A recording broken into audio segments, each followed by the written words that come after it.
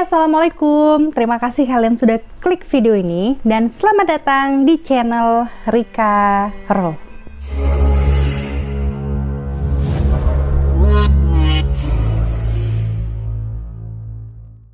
Teman-teman, by the way, sebelumnya aku mau salam sapa nih buat semua yang udah nonton channel aku. Semoga kalian semua sehat selalu ya, dimanapun kalian berada. Semoga kita semua bisa mengambil hal-hal positif ya di setiap kisah-kisah pilu yang aku ceritakan. Dan teman-teman, kisah kali ini sebenarnya agak sensitif, jadi sebisa mungkin di sini saya memperhalus kata-kata saya, jadi mohon maaf ya apabila ada kata-kata yang mungkin agak tersembunyi atau enggak terlalu belak-belakan ya. Kali ini aku mau cerita kepada kalian tentang sebuah kejadian yang sangat menggemparkan terjadi di Hotel Rio Palembang, Sumatera Selatan, di mana pada tanggal 8 Januari 2021 lalu ditemukannya sosok tubuh perempuan tanpa nyawa bernama Yuliana yang diketahui dia berstatus janda berusia 25 tahun dan informasinya dia ini berprofesi sebagai open BO gitu. Hal ini sempat menjadi misteri nih karena hampir selama 2 minggu pelaku tidak ditemukan.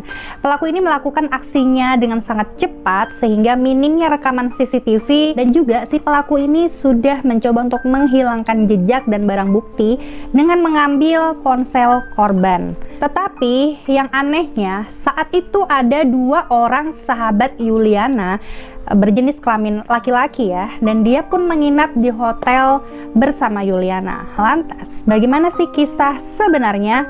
Yuk, kita bahas. Teman-teman, Yuliana ini adalah seorang single mother dan dia sudah cukup lama bercerai dengan suaminya. Dia memiliki 2 orang anak. Nah, satu anaknya ikut dengan suami, sedangkan satunya lagi diasuh oleh sang nenek atau ibu dari Yuliana. Kemudian untuk memenuhi kebutuhan hidup dari sang anak yang dirawat oleh ibunya, Yuliana ini pun bekerja nih teman-teman. Ya, dia mengaku kepada ibunya bekerja di sebuah kafe dan kerjanya itu begitu berat ya, dari pagi sampai malam setiap hari seperti itu, sehingga dia tidak bisa sering-sering pulang ke rumah. Ya, hanya 1 minggu sekali pada saat dia libur. Selama hidup, informasi dari sang ibu, Yuliana ini dikenal sebagai orang yang sangat ramah dan juga baik hati. Ibunya mengatakan Yuliana memiliki banyak sekali teman. Hingga suatu hari di tanggal 3 Januari 2021, Yuliana datang sendirian ke Hotel Rio dan dia pun melakukan check-in. Dan diduga pada saat itu dia menerima beberapa tamu selama 2 hari berturut-turut. Hingga akhirnya di hari Selasa malam di tanggal 5 Januari 2021, Yuliana ditemukan sudah tak bernyawa di dalam kamar.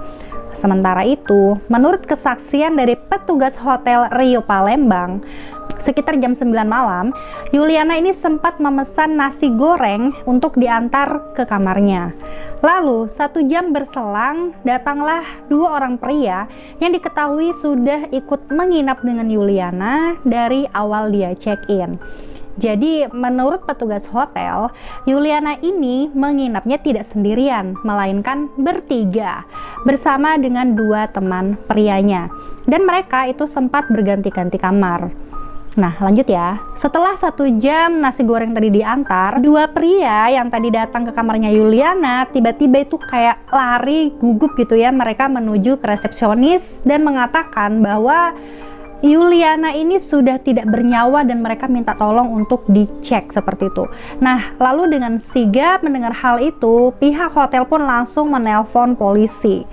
Dan selama menunggu polisi datang, pihak hotel tidak ada yang berani masuk ke dalam kamar di lantai 6 tempat Yuliana menginap tersebut.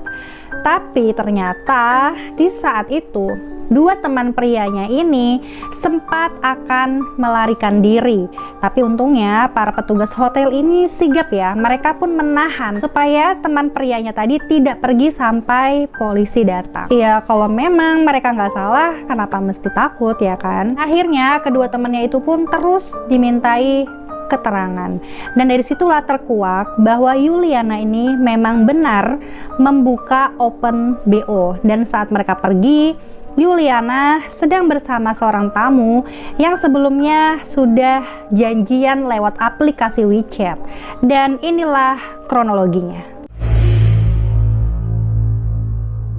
Teman-teman, pelaku ini diketahui bernama Agus Saputra. Dia berusia 24 tahun. Dan itu adalah hari di mana dia pertama kali bertemu dengan Yuliana. Sebelum kejadian itu, Agus mengaku dia tiba-tiba ingin menyalurkan syahwatnya.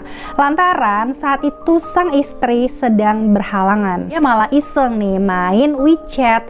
Dan pada saat itu bertemulah dia secara online ya dengan Yuliana. Kemudian terjadilah transaksi. Awalnya Yuliana ini membuka harga 700.000. Kemudian tawar-menawar terjadi dan mereka akhirnya sepakat dengan harga 400.000 selama 3 jam di kamar hotel tersebut. Nah, singkat cerita sampailah di kamar itu, keduanya langsung to the point nih melakukan kegiatan itu ya teman-teman.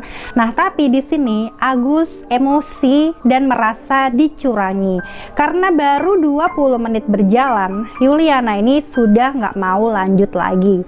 Dia pun berkata, perjanjiannya kan selama 3 jam, terserah dong aku mau berapa kali.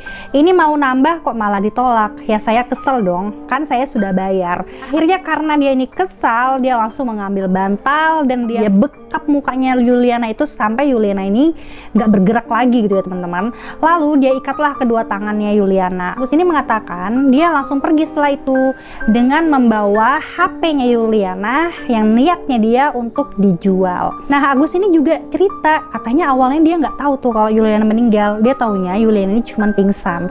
Kemudian saya taunya dia meninggal pada saat saya nonton berita, katanya seperti itu teman-teman. Nah, alhamdulillahnya tim gabungan Polrestabes dan juga Jatanras Polda Sumsel berhasil menangkap Agus di hari Minggu tanggal 17 Januari 2021. Nah, saat ditangkap, Agus ini melawan ya teman-teman, dan akhirnya polisi pun menembak kakinya. Oh ya, informasi buat kalian bahwa ternyata Agus ini berbohong pada polisi karena nama sebenarnya bukanlah Agus melainkan Berry Saputra. Nah, selama ini dia membuka usaha dengan jual beli HP bekas. Dia pun mengatakan sebenarnya selama dia bersembunyi dia selalu dihantui oleh sang korban dalam mimpi dan dia pun sangat menyesal atas perbuatannya ini. Saat ini istrinya yang baru 1 tahun dinikahinya mengalami shock berat sehingga dia meminta pulang ke rumah orang tuanya dan tidak lagi mau bertemu dengan sang suami. Lantaran dia sangat terkejut nih dengan suaminya kok sampai melakukan hal BO itu dan lebih parahnya sampai membunuh. Nah teman-teman, akibat perbuatannya ini yang awalnya si pelaku ini hanya ingin meluapkan nafsu ya, akhirnya dia malah berakhir di penjara selama 15 tahun. Nah teman-teman, sampai di sini dulu kisahku kali ini.